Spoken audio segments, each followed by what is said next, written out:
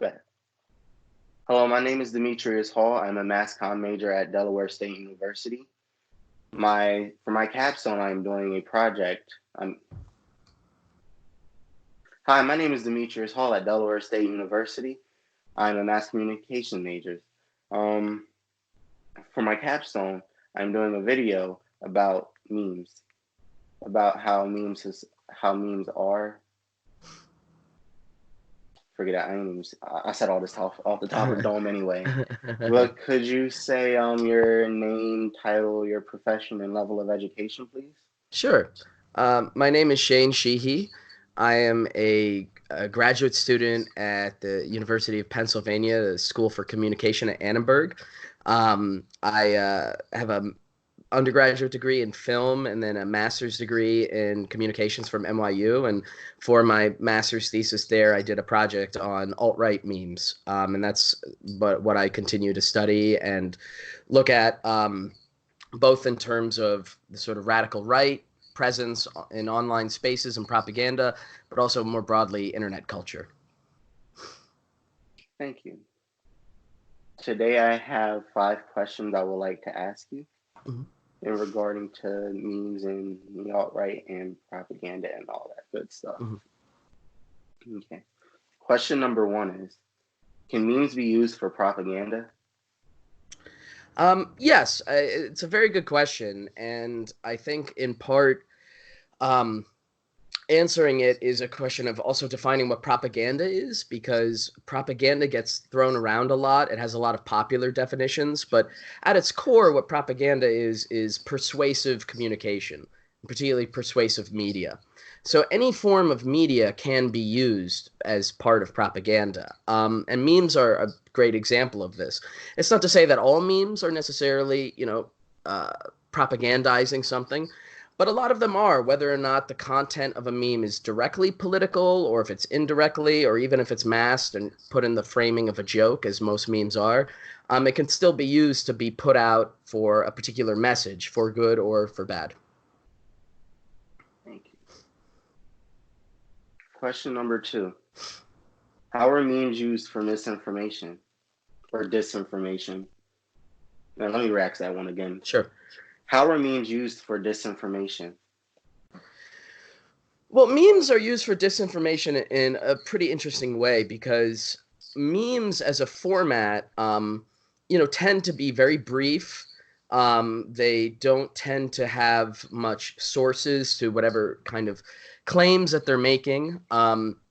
And that's only, even in that case, speaking for memes that are trying to make or purporting to make some kind of empirical claim. Most memes are, again, put forward in the guise of a joke. And so they're little short tidbits of information.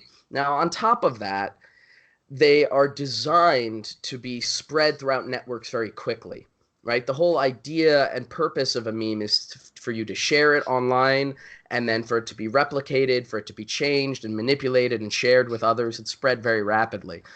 Now, again, that doesn't mean that all the time that kind of format is going to be used for disinformation, but the specific qualities of memes do make them great vectors for disinformation. Again, because they're brief, they don't have any sourcing information, and often it's unclear who even made the thing. In a lot of places in internet forums and stuff, it's deliberately anonymous.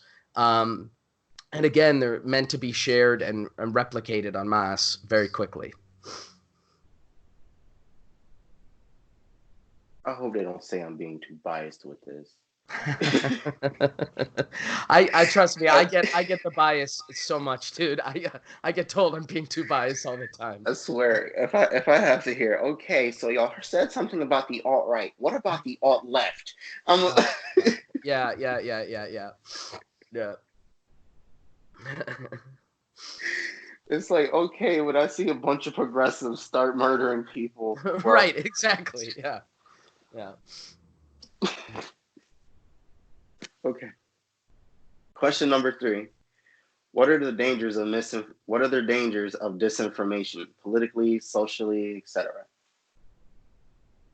This is an interesting question. So we usually talk about there being a lack of information in political decision making, right? In a democracy. That's something that we talk about a lot. This fear that people don't have, they don't know enough, they're not educated enough on the issues. And while that might be true to a certain extent, I think a much bigger problem, and one that, studies of internet disinformation campaigns and memes have shown, is that it's not so much that people don't have, access to information. It's they have access to too much information, or information of poor quality, or highly ideological information.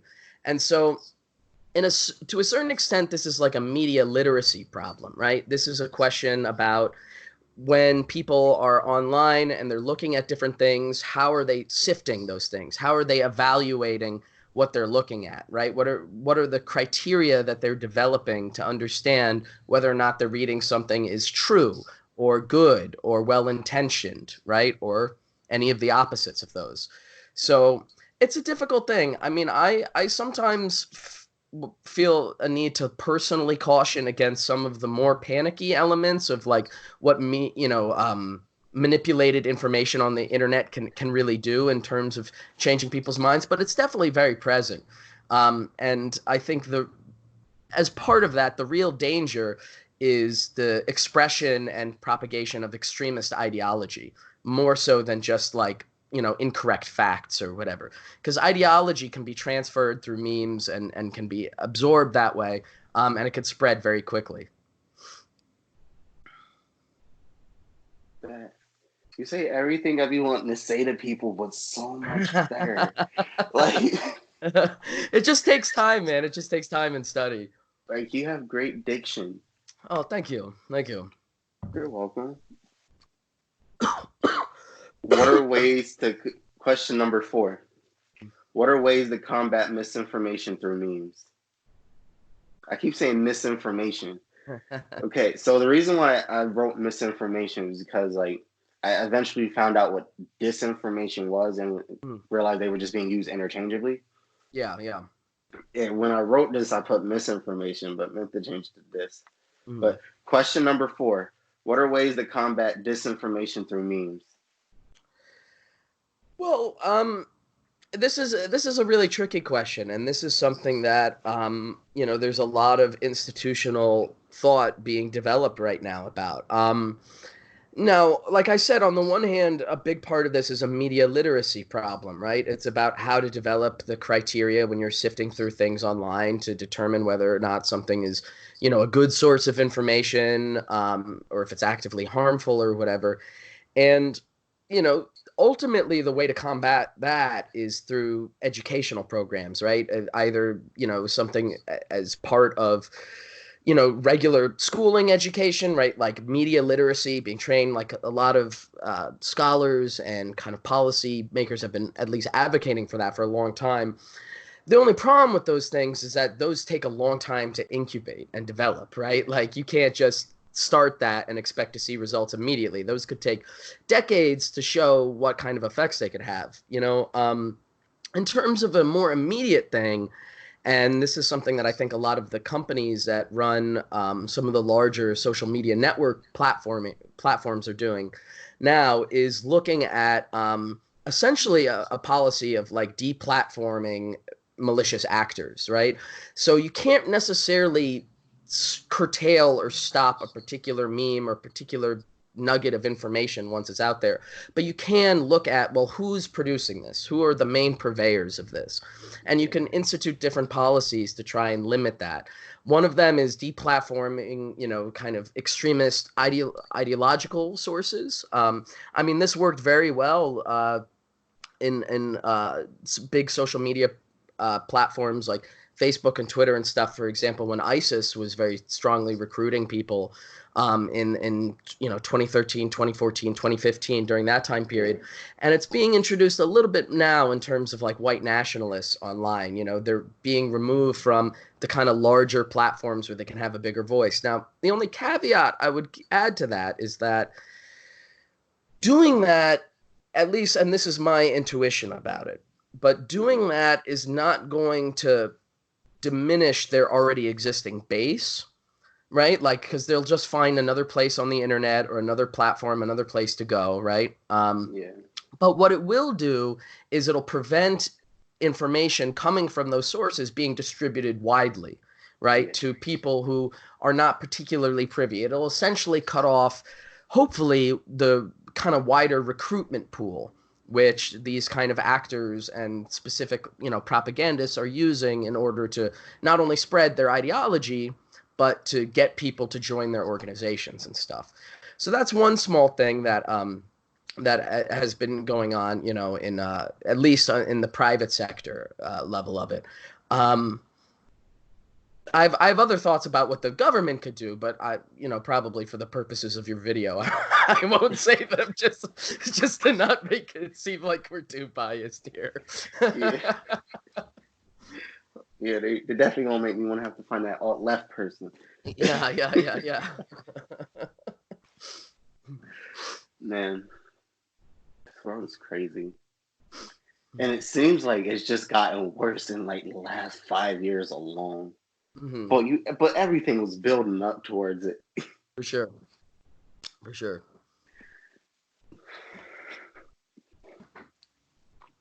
This ain't being woke, right? This isn't what being woke is, right? No. I mean, what you're doing, and again, I notice this, even just in reviewing your script, you're being very attentive to a very serious issue that it doesn't necessarily have to be seen through like a partisan or political lens, right? Like, there's elements to this that do contain a certain amount of like legitimate danger, right? I mean, and that's one of the reasons why when I just now brought up ISIS, I think for that it was a recognizable thing that a great number of political, institutional, public, private actors recognize, like, oh, this is a threat, right? This is a bad thing.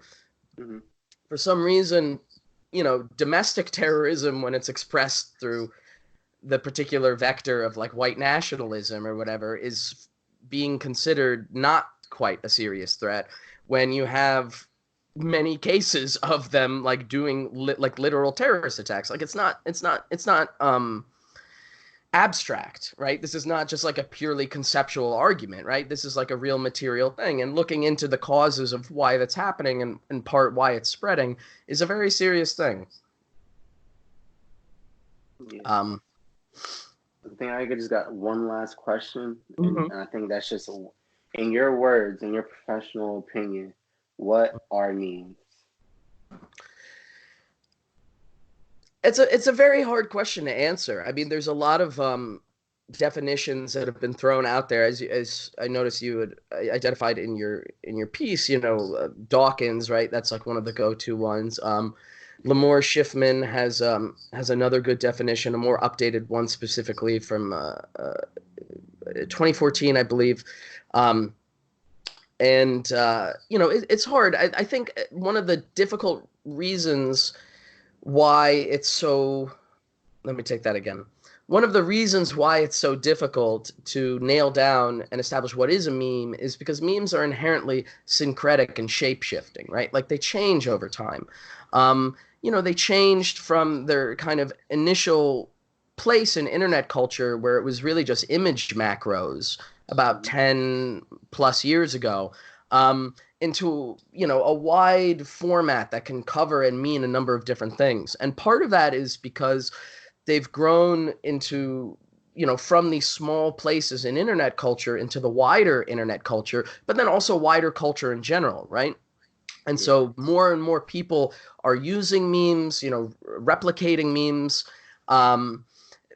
In terms of a concise definition, I would say anything that's short and small that can be replicated and, made your own. And that's a key feature of memes. And that's why they're so situated in internet culture, is because it's not just that you see them and you laugh, right? Or you scroll down your feed or whatever, you see them. It's that you can then very quickly download it and make a little addition to your own, add your own little flavor to it.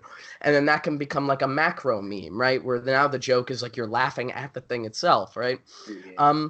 And there's also now, because it's opened up into a wider culture, there's a generational thing that's happened where for a long time memes were something that were primarily the domain of young people, mostly like sort of college educated, or college student rather, groups in again the mid 2000s into the early 2010s, and now like everybody has a meme. I mean, you scroll through Facebook and your grandparents are on there sharing memes or whatever. Now of course they look very Minion memes. different. Yeah, the minion memes. But they look very different in that case, right? From Mm-hmm. who's sharing them. And so it's a very interesting phenomenon, because at the end of the day, we can look at all these various different disparate things, and we know that they're all somehow related, even though they're entirely different and they carry different messages. And so I think it's a good thing that within academic studies, people are starting to look at these more seriously, in the same way that we look at like literature or film or music or any of the other spaces in culture that we see as being important to society. And memes are definitely a reflection of that. Thank you. Thank you very much, Shane. Of course. I appreciate you taking the time out of your day to have this little interview with me and to answer my questions. Sorry about yesterday. Oh no, of course. Yeah. I'm glad everything worked out. I'm sorry that it took a while to get done. It was legitimately, I didn't forget or whatever. It was just I was so sick. I've been like coughing up a storm. But I'm really happy to help out, and I think it's a really good project. I really do. I would love to, I don't, no pressure, but when you get it done or whatever, I would love to take a look at it. And I can also, if it's something that you're interested in continuing to look at, I can always share I could share a bunch of links and stuff with the the people that I find to be really useful, who have been doing work on this, particularly with the right wing stuff. Yeah. Okay. But I would like that. I'm gonna let you take care of your coughs and stuff now. yeah. I gotta go take care of some business, because like all the news they just sprung on us and whatnot. Yeah. Well, good luck, man. I really hope it does well. Thank you. You too. All right, take care. Have a good one, bro. You too.